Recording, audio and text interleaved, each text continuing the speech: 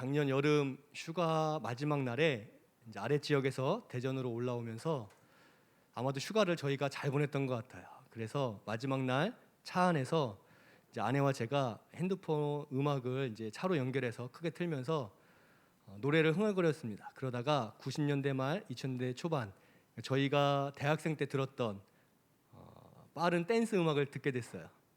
그러면서 저희가 부르다 보니까 흥에 취해서 차 안에서 고성방가를 했습니다. 막 시끄럽게 부르면서 우리도 가수다 이런 걸 찍었어요. 막 신나게 부르고 흥이 올라서 야, 참 재밌다. 그리고 뭐 누가 알겠냐, 이 차 안에서 우리끼리 부르는데. 그러니까 부모가 그렇게 신나게 노래를 부르고 막 소리를 지르니까 뒤에 있던 저희 아들들도 기분이 좋았던 것 같아요. 그리고 저희가 좋아하는 노래를 계속 선곡해서 막 빵빵하게 틀으니까 아이들도 함께 참여하고 싶었던 것 같아요. 그러니까 저희가 막 크게 부르니까 뒤에서 춤추고 막 기뻐했습니다. 그러다가 저희 큰 아들이 아빠, 나도 내가 제일 좋아하는 노래 틀으면 안 돼? 내가 제일 신나는 노래 틀으면 안 돼? 야, 다 틀어. 오늘은 무조건 다 듣는 날이야. 너 원하는 거 골라 하고 핸드폰을 줬습니다. 그렇게 저희 아들이 예약을 했고 이제 예약된 곡들이 나오다가 이제 저희 곡을 넘어 저희의 큰 아들이 가장 신나게 부르는 노래라고 해서 그 노래가 이제 순서가 돼서 딱 나왔는데 그 노래를 여러분께 한번 들려드리겠습니다. 영상으로. 네, 한번 틀어주시죠. 여호와는 나의 목자시니 내게 부족함이 없으리로다. 그가 나를 푸른 풀밭에 누이시며 쉴 만한 물가로 인도하시는도다.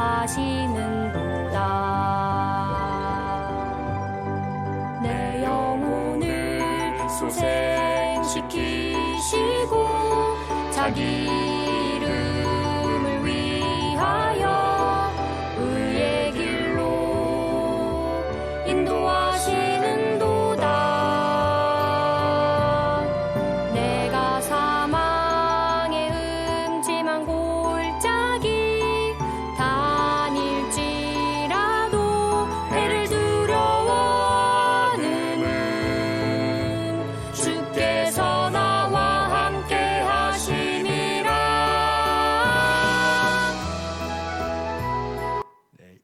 막 신나게 당시 저희가 좋아했던 H.O.T라고 하는 뭐 잭스키스라고 하는 막 그런 노래를 막 듣다가 저희 아들이 자기도 가장 좋아하는 노래, 신나는 노래라고 이걸 틀고서 막 부르는 거예요. 이 노래를 뒤에서 막 좋아서. 그래서 자꾸 저랑 아내가 고개가 자꾸 숙여지고 제가 선글라스를 자꾸 벗게 되고 다시 안경을 쓰게 되고 반쯤 누워서 운전했던 자세를 고쳐서 앉게 되고 그리고 자꾸 하나님께 회개하는 마음이 들고 아내한테 그 우리가 예약한 곡 다 취소해.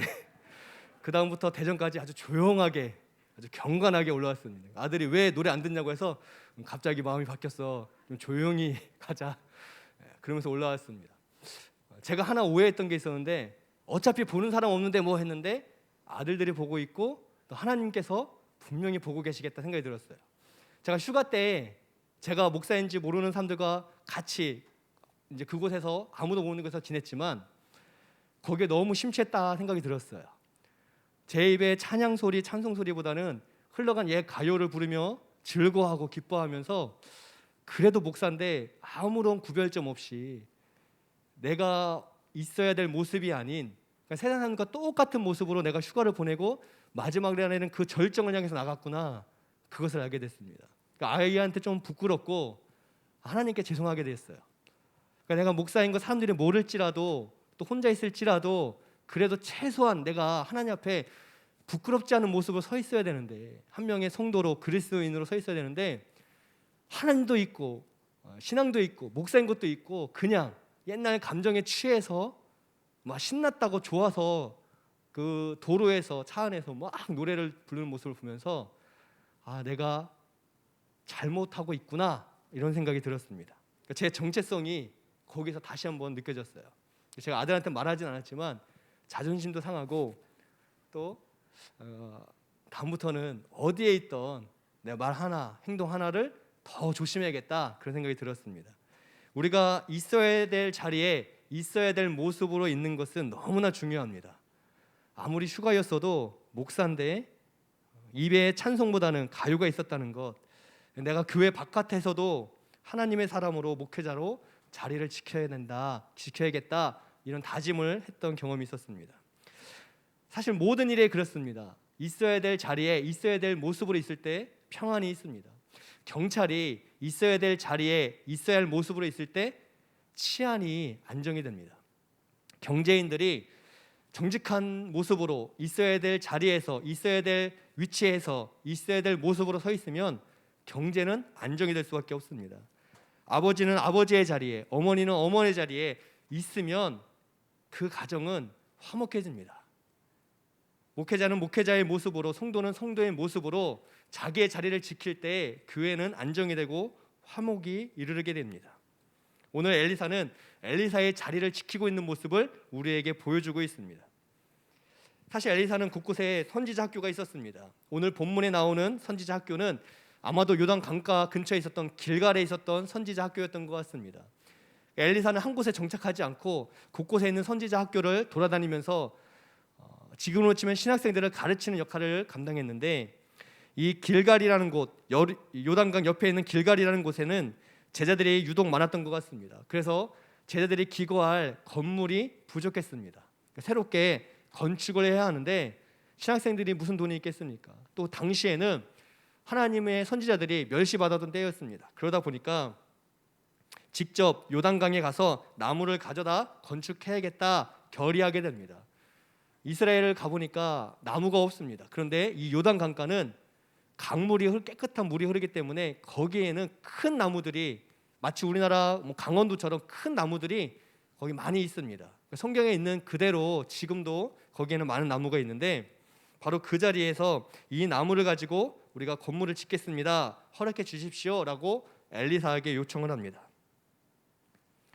제자들이 그것을 요청할 때 엘리사가 허락해 주죠. 그래, 필요하니까 건물을 지어라 라고 이야기를 합니다. 그때 허락받은 후에 한 명의 제자가 엘리사에게 같이 갈 것을 부탁을 합니다. 선지자인 이 엘리사에게 우리와 함께 가서 우리 요단강에서 일할 때 좀 같이 계시면 안 되나요? 라고 부탁을 합니다. 아마도 마음이 여렸던 제자였던 것 같아요. 그래도 엘리사가 있으면 좀 마음이 든든하고 안정이 되니까 그런 요청을 한 것 같습니다. 우리가 건물 질 때 일할 테니까 선생님은 그냥 옆에만 있어주시면 안 되나요? 라고 부탁했던 것 같아요. 엘리사는 그것도 흔쾌히 받아들입니다. 그래, 내가 같이 갈게. 그리고 같이 가게 됩니다. 그리고 도착해서 도끼로 나무를 베고 그 나무를 잘라서 이제 건물을 짓는 작업을 시작을 하는데, 한 제자가 손이 아마 미끄러졌거나 아니면 도끼와 손잡이가 이음새가 잘 되어 있지 않아서 그게 벗겨지면서 강물 쪽으로 도끼가 날아가서 빠지게 된 것 같아요. 아마도 전문가들이 아닌 신학생들이니까 도끼질에 서툴렀던 것 같습니다. 그러니까 도끼질은 아무나 할 수가 없죠. 평소 해본 사람들이 할 수 있는데 이 신학생들은 그것을 자신들이 하다 보니 이런 조금 잘못된 어떤 사건들, 사고들이 있을 수밖에 없었던 것 같습니다. 근데 문제는 그 새도끼 하나가 빠졌지만 정작 문제는 그 새도끼를 빌려온 거라는 거죠. 그러니까 우리가 갖고 있었던 게 아니라 하필 빠뜨린 그 사람이 빌려온 도끼 하나가 빠지게 되었습니다. 이들이 얼마나 가난했는지를 보여주는 장면이죠.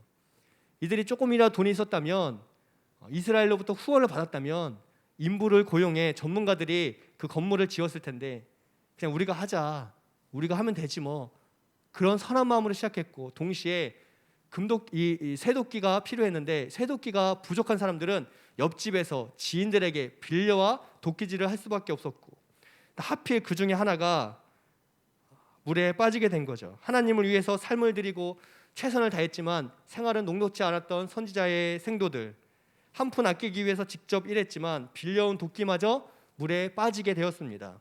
근데 바로 그 자리에 엘리사가 있었죠. 엘리사가 그 자리에 함께 있었습니다.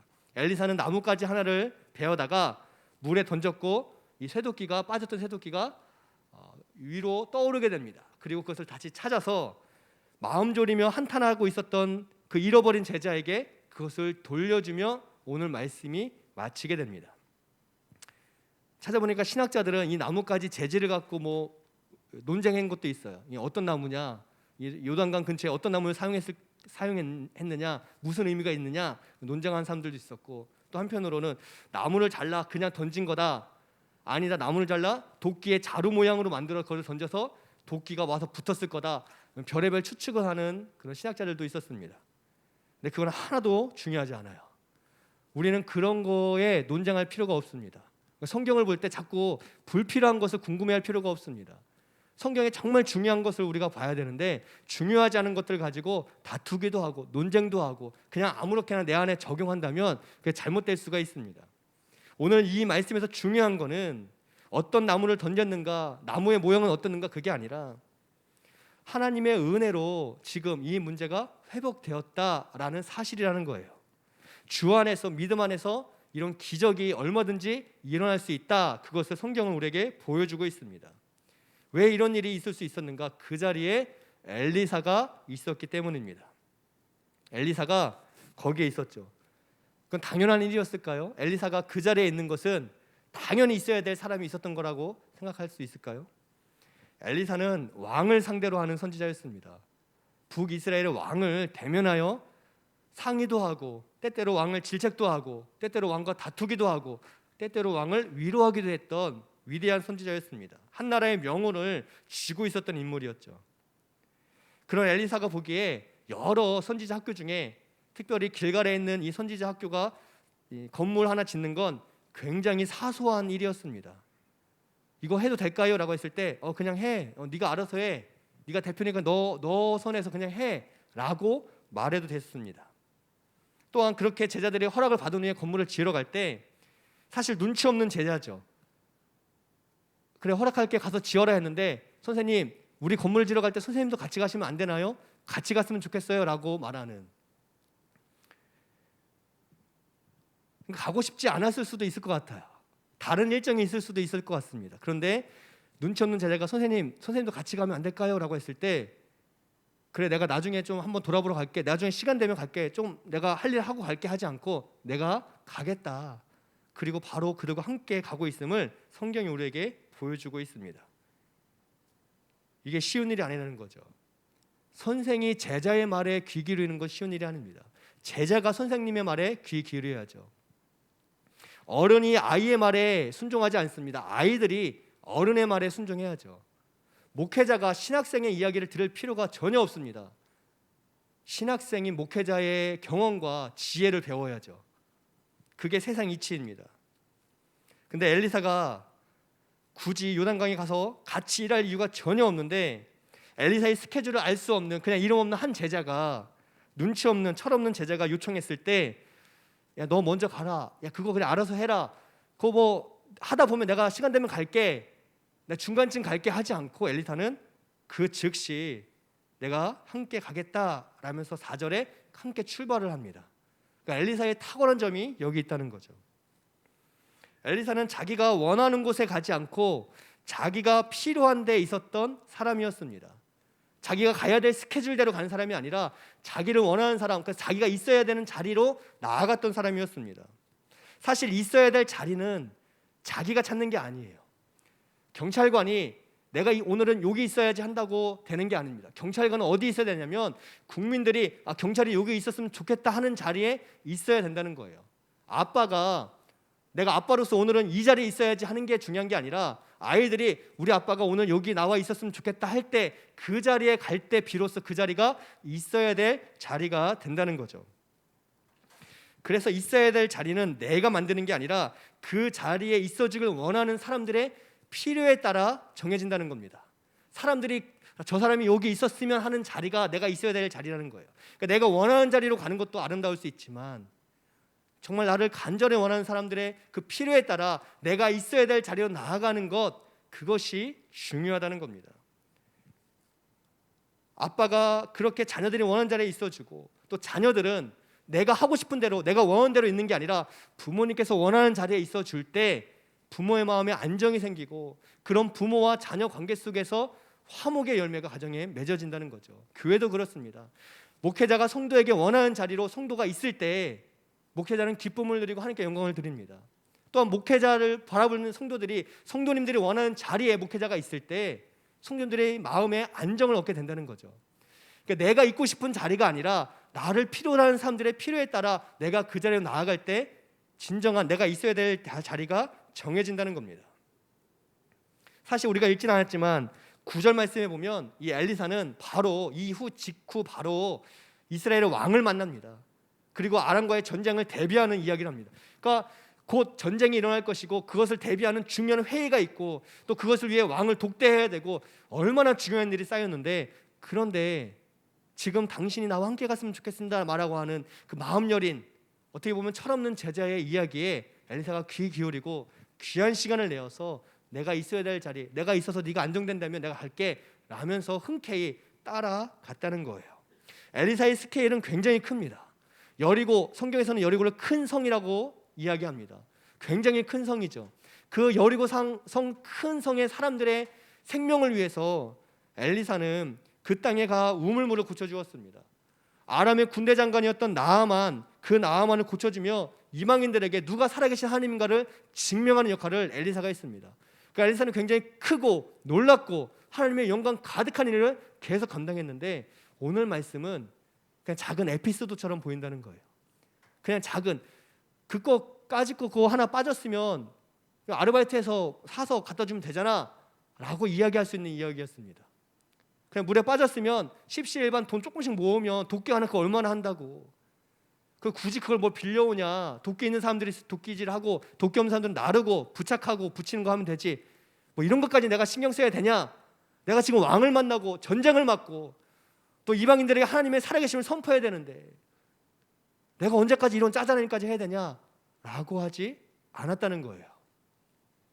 엘리사는 이름 없는 제자의 요청에 귀를 기울이고 내가 있고 싶은 자리가 아닌 내가 있어야 될 자리라고 생각되어 그 자리에 있었다는 거예요.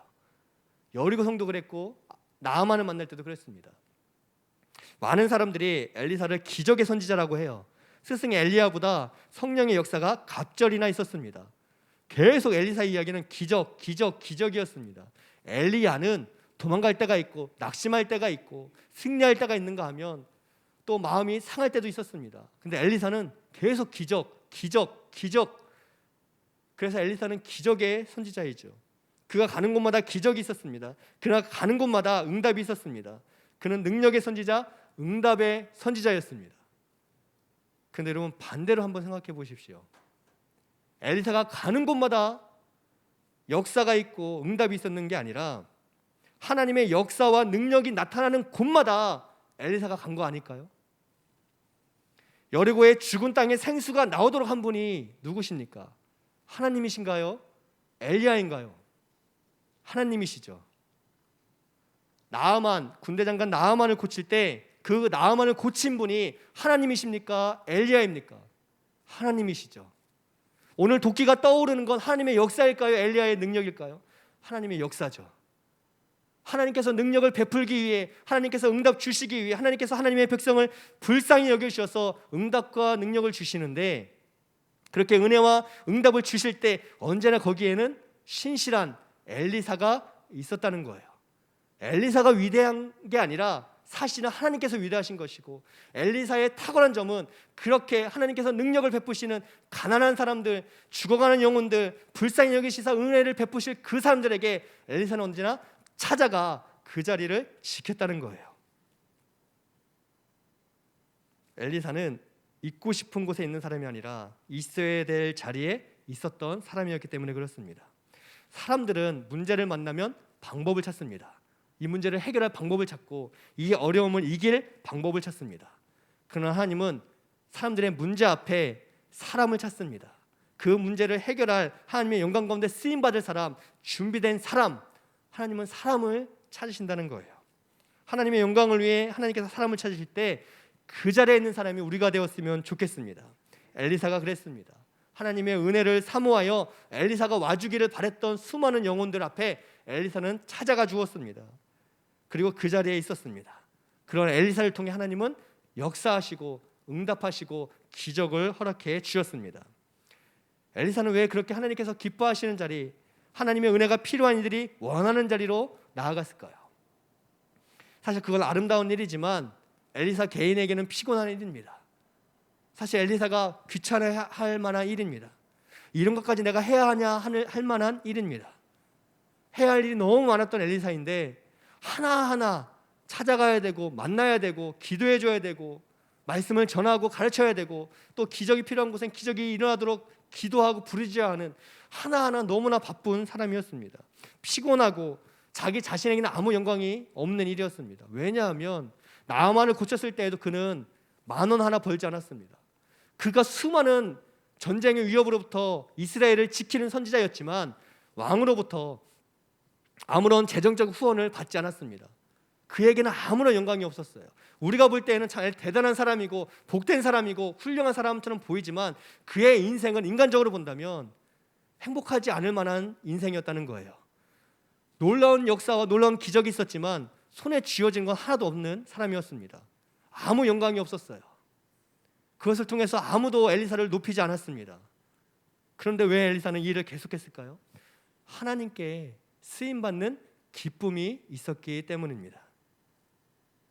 여러분, 하나님의 은혜를 받는 기쁨이 있습니다.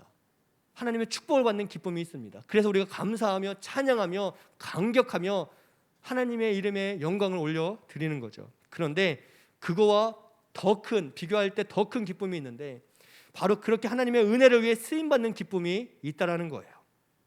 제가 대학원 때 기숙사 생활을 했습니다. 기숙사 생활을 할 때 대학원 기숙사 생활을 보통은 합니다. 웬만한 목회자들이 다 하는데요. 기숙사생들이 잘 모르는 그 상이 하나 있습니다. 그 해에 우수 기숙사 생을 뽑는 상이 있어요. 그 상은 암암리에 진행되기 때문에 아무도 모릅니다. 왜 암암리에 진행되냐면 그 기숙사의 대표 기숙사장이 있습니다. 기숙사 생활하는 이제 동기들 중에 기숙사장이 그냥 아무나 마음에 드는 사람 뽑아서 학교에서 주는 선물 주는 거예요. 그 선물은 뭐냐면 식권 100개였습니다. 그래서 받는 사람만 알아요.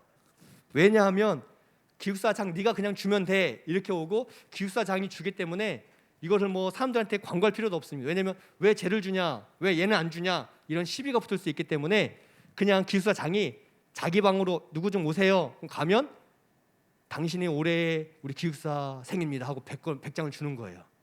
제가 어떻게 아냐? 제가 받았기 때문에 알아요. 제가 받았어요. 오라고 하더라고요. 그래서 아니 나랑 별로 친하지도 않는데 왜 오라고 하지? 갔어요. 그러니까 제가 올해 기숙사생이 됐다는 거예요.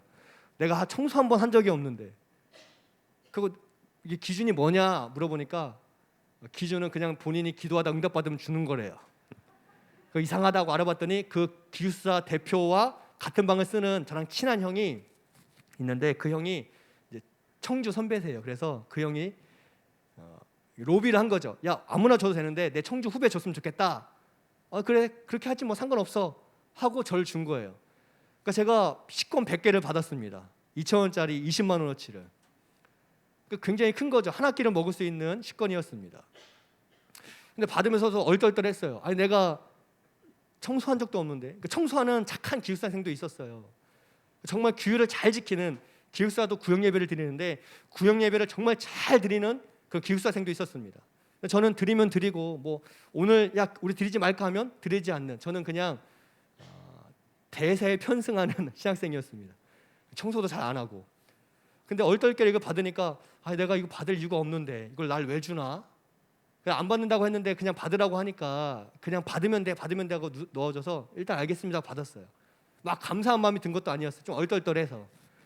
그리고 그날 이제 금요일이었습니다. 금요일에는 오후에 제가 청주로 내려가서 이제 교육 전도사를 했어요. 그러니까 금, 토, 일 하고 월요일 날 다시 올라가는데 청주에 내려가려고 짐을 싸서 이제 학교를 나서는데 기숙사 앞에 조그만 이렇게 바위가 하나 있는데 거기에 이집트 사람 소피라는 청년이 앉아 있었습니다.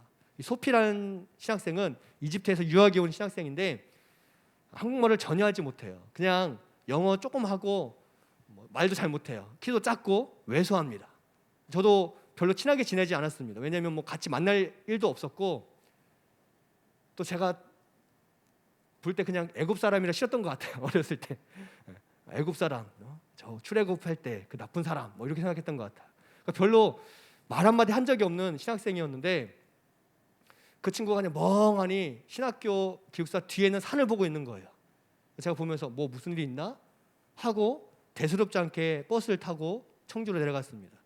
그날 금요기도회, 토요일 날 이제 예배 준비하는 하루 종일, 또 토요일 날 예배 드리고 예배 끝나고 회의하고 행사하고 그 2박 3일 동안 계속 그 친구가 그렇게 슬퍼하는 게 마음에 걸리는 거예요. 왜 하필 그 자리에 있어가지고, 왜 하필 그 자리에서 말도 안 통하는 친구가 혼자 쓸쓸하게 먼 산을 바라보고 멍하고 있어가지고 계속 내 마음에 이런 갈등이 생기나, 계속 막 마음이 부딪힘이 됐어요. 잠도 못 자고. 그래서 월요일날 새벽에 일어나서 이제 학교로 올라갈 때 내가 걔한테 뭐라도 줘야겠다 생각이 들었어요. 뭐가 있나 살펴보니까 식권이 있는 거예요, 저한테. 해서 어차피 이거 나 공짜로 생긴 건데 50개 주지 뭐 하고서 딱 잘라서 50개를 주려고 갔는데, 생각해 보니까 별거 아니지만 그 친구가 혹시나 뭐 이걸 날 왜 주세요? 이렇게 좀 안 좋게 볼 수도 있고, 또 한편으로는 내가 주면 나를 기억할 텐데 이런 생각이 들었어요. 그래서 제가 소피랑 유일하게 친했던 이제 신학생이 한 명 있는데 그 친구한테 연락해서, 야, 이거를 그 친구를 줬으면 좋겠다. 조금 쓸쓸해 보이던데 내가 줬다고 하지 말고 그냥 어느 신학생 하나가 당신 주고 싶어서 이거 선물로 주라더라 이러면서 줬으면 좋겠어 하고 부탁을 했어요. 그러고서 이제 그 친구가 가서 이 소피라는 친구에게 식권을 주고 한 3, 40분 얘기를 하고 돌아왔습니다. 그래서 제가 잘 줬어? 물어봤더니 그 친구가 그걸 받자마자 펑펑 울더라는 거예요. 그래서 제가 왜? 무슨 일이 있어? 물어봤어요. 그랬더니 이 친구가 신학생으로 유학을 왔는데 이 친구가 출석하는 교회가 있고 이 친구를 재정적으로 후원하는 교회가 있는데, 재정적으로 후원하는 교회가 경제적으로 어려움이 생겨서 한 1년 반 됐는데 중간에 갑자기 더는 너를 후원하지 못하겠다 이렇게 요청을 그러니까 통보를 했대요. 통보를. 이 친구가 깜짝 놀라서 이집트에 있는 선교사님, 이 교회를 연결해 준 선교사님께 연락을 했더니, 야, 큰일 났다. 내가 한국에 들어가지도 못하고 내가 너를 후원할 교회를 찾을 테니 네가 한 달만 어떻게든 버텨라. 네가 소속된 교회, 지금 출석하는 교회 얘기 좀 해라. 근데 그 교회 얘기했더니 우리가 너한테 토요일 주일에는 네가 오니까 토요일 주일에는 식사와 집을 제공할 수 있는데 월요일부터 금요일까지는 그게 힘들다. 그러니까 너가 좀 신학교 교수들도 찾아가고 친구들에게도 좀 말해서 십시일반 도움을 받아라 이야기를 했대요. 근데 이 친구가 교수님을 찾아갈 수도 없고 또 친구가 하나도 없었고 말도 안 통하니까 아무에게도 말 못하고 선교사님께 다시 연락했더니 선교사님이 내가 어떻게든 빠르게 마련할 텐데 그래도 이게 당회를 거쳐야 되고 성도들께 이제 허락을 받는 시간도 필요해서 한 달은 걸린다. 한 달만 네가 어떻게든 견뎌라 라고 했다는 거예요.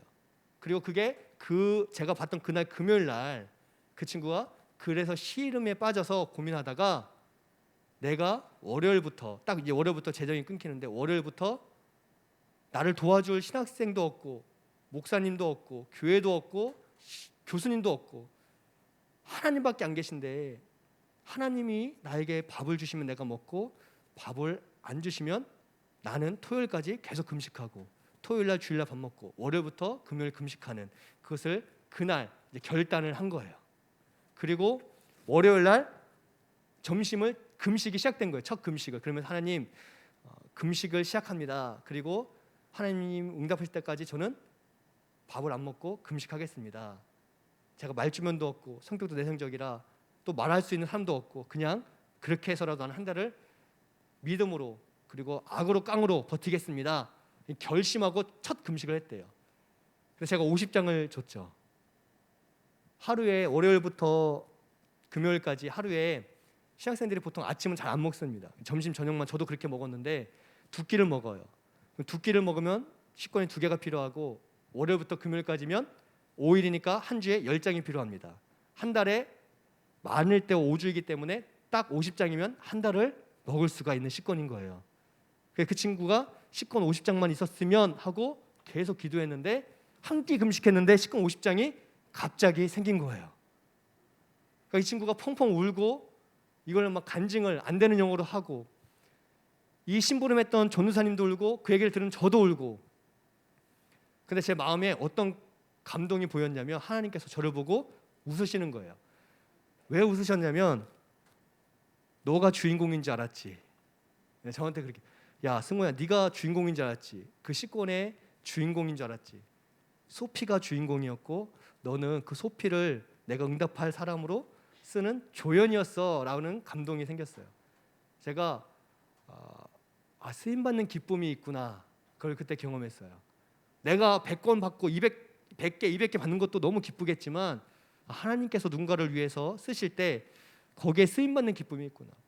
여러분, 저는 기도 하나도 안 했어요.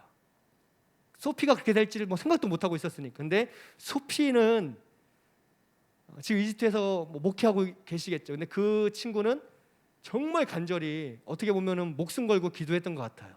그러니까 하나님은 그 친구를 돕기 위해서 작업을 하신 거예요, 저한테. 그리고 제가 그걸 보고 쓰임 받았을 뿐이라는 거죠. 그때 경험했어요. 내가 은혜 받는 것도 감사하지만 나를 통해 누군가가 하나님의 은혜를 받는 게 놀라운 일이고 하나님이 나를 써주시는 게 더 큰 감사함이 있는 거구나. 그때 알았어요. 제가 잘해서가 아닙니다. 제가 한 건 하나도 없었어요. 청소도 안 했습니다.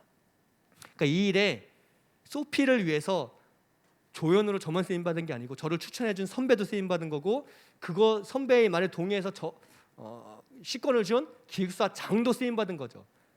근데 그 두 분은 아직도 이걸 몰라요. 그러니까 아무도 몰라요. 우리가 하나님께 어떻게 쓰임 받고 있는지를. 그런데 하나님은 간절히 이름 없는, 그냥 울면 기도할 수밖에 없는 외국인의 기도에 한국 신학생 3명을 통해서 일하신 거라는 거죠. 오늘 성경 말씀의 진짜 주인공은 누군지 아세요?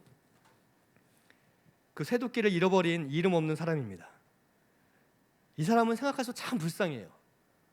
얼마나 가난했으면 도끼를 빌려오겠어요. 그런데 생각해보면 그렇게 가난한 중에도 하나님을 위해 헌신한다고 지금 나왔습니다. 내가 하나님을 위해 헌신하겠다, 선지자가 되겠다라고 이 학교에 들어왔어요. 그래서 학교가 건물을 질 때 나 이건 좀 하기 싫은데 하지 않고 앞장서서 했습니다. 근데 기왕 앞장서는 거 내가 도끼라도 빌려서라도 일해야지. 여러분, 남의 집 가서 일할 때 필요한 거 빌려서 일하는 분이 어디 있습니까? 가서 없어? 없으면 뭐 돕고 싶지만 안타깝네 하고 넘어가는 거죠. 근데 이 친구는 가서 빌려서라도 와서 내가 이거 써야지, 일해야지, 최선을 다해야지. 하나님을 위한 일인데, 하나님의 이 선지자 학교인데 내가 남의 거 빌려서라도 내가 열심히 하나님을 위해서 일해야지 하고 왔어요. 이름 없는 사람입니다. 근데 이렇게 도끼질 하다가 도끼가 날아가 빠졌어요. 다른 사람이 빠뜨린 게 아닙니다. 다른 사람이 실수한 게 아니에요. 내가 실수한 거예요. 누구를 원망할 수도 없습니다. 여러분, 아무리 내가 열심히 정말 최선을 다해서 잘하려고 했는데 해도 안 될 때 그때의 마음 혹시 아시나요? 내가 정말 잘해보고 싶어서, 열심히 하고 싶어서, 나를 위해서도 아니고 하나님을 위해서 했는데 결과가 안 좋고, 근데 그 일은 다른 사람 때문이 아니라 내가 실수해서, 그러니까 이 억울함을 표출할 수도 없고, 나는 열심히 했는데 왜 나는 이 모양 이 꼴인가라고 말할 수도 없고, 그저 할 수 있는 만 유일한 게 내 주여 이건 내가 빌려온 겁니다라고, 내가 빌려온 건데요 라는 이 한마디 외침밖에 없는 이 사람이 주인공이었어요. 하나님은 그 아무도 신경 쓰지 않는, 쟤 좀 잘하지 그랬어, 그걸 뭐 빌려와서 그래, 야 그거 뭐 그렇게까지 해야 되냐, 그 옆에 친구들은 그렇게 말했을지 모르겠어요. 그냥 어리석게 좀 너 그거 잘 못하면 하지 말지, 그거 왜 굳이 나서서 그렇게 해서 손해를 끼쳐.